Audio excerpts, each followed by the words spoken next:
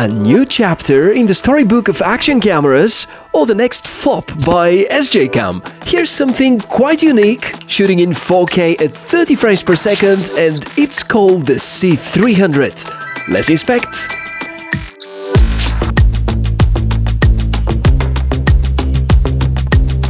Hi everybody, really nice to meet you. Michael is my name. On the channel we inspect a lot of cool and interesting tech, and I don't really know why SJCAM keep on sending me products. This is the new C300, and I say that I wonder why they keep on sending me products, because for me they've mostly seen criticism in the past 2-3 years because of some shady business tactics, because of the way they construct some of their dash cameras, and because of the whole fiasco with the SJ9 Pro, which was literally falling apart. Now, this here is supposed to be some sort of a hybrid. Apparently, the form factor is somewhat inspired by the DJI Osmo Pocket series, and I would consider this C300 model to be something like a hybrid between the Insta360's Go edition, a regular action camera, and the already mentioned DJI Pocket series. The big question is whether image stabilization and image quality are good enough.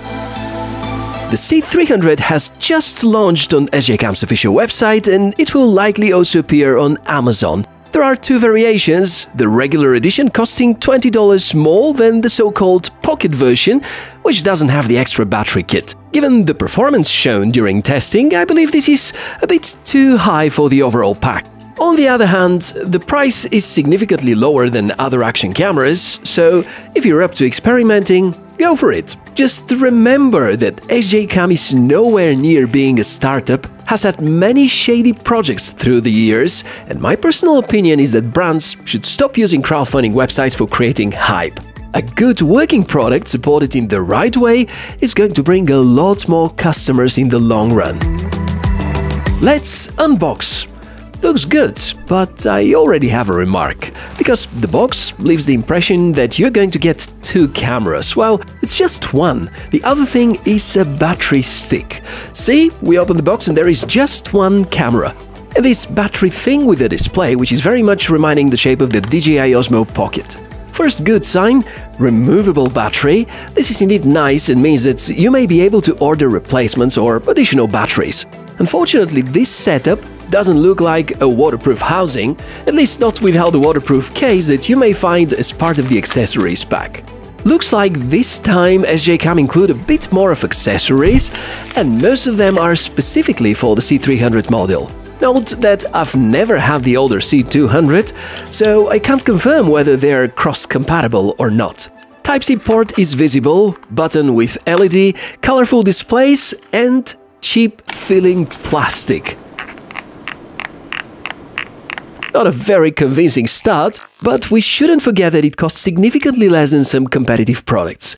In terms of specs, image sensor is by Sony, chipset by Novatech, the optics has 154-degree field of view, the battery of the main unit is 1000 mAh, and the Pocket Stick has 2700 mAh battery. All the displays have a size of 1.3 inches, there is 6-axis gyro-based electronic image stabilization, optional remote control, Type-C port for charging, microSD card slot with support for up to 128 gigs cards, and a smartphone app.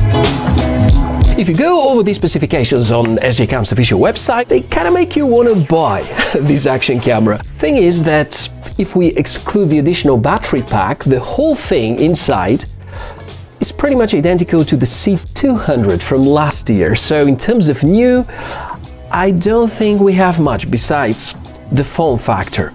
Furthermore, according to my research about the internals, it looks like the image sensor belongs to the Sony Starvis line, which is a bit weird because that's the kind of image sensor they mostly utilize with dash cameras. But the more exciting fact is that it is a 5-megapixel image sensor, and guess what?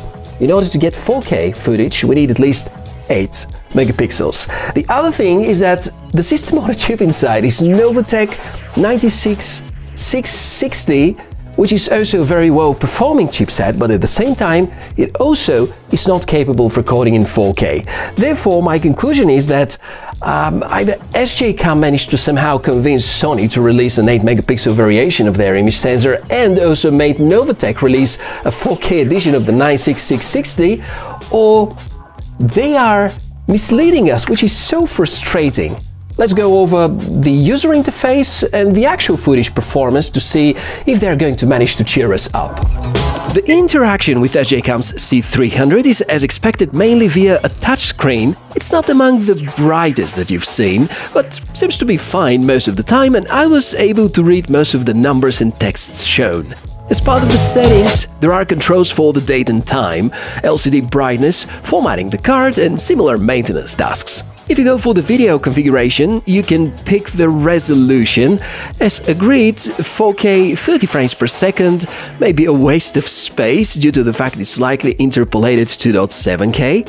You can also choose H.265 codec for additionally reducing the file size, and you have some interesting options like the GoPro-inspired pre-record feature, which captures video even before you press the record button so that you don't miss an important event. There's Stabilization option. However, if you want to use the distortion correction feature at the same time, this wouldn't work. I was a little surprised by the placement of the playback function. You have to swipe down in order to get to the quick toggles and then swipe left.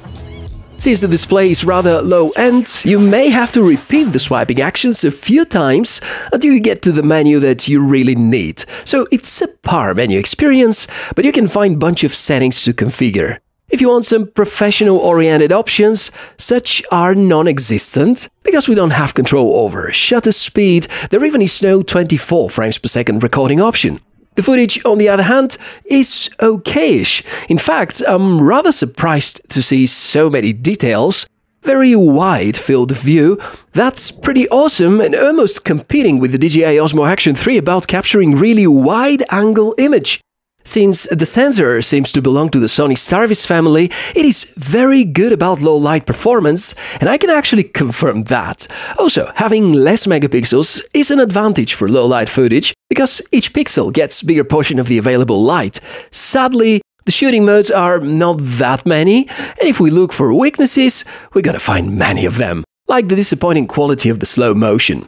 In terms of battery endurance, it is rather good. A small display, which means less power consumed while it is on, and the pocket case is a very good addition which you can recharge independently. The main battery, however, can recharge only while it is connected to the camera body. If you plan to use the C300 for some creative work, you could. There's a smartphone app, without templates though.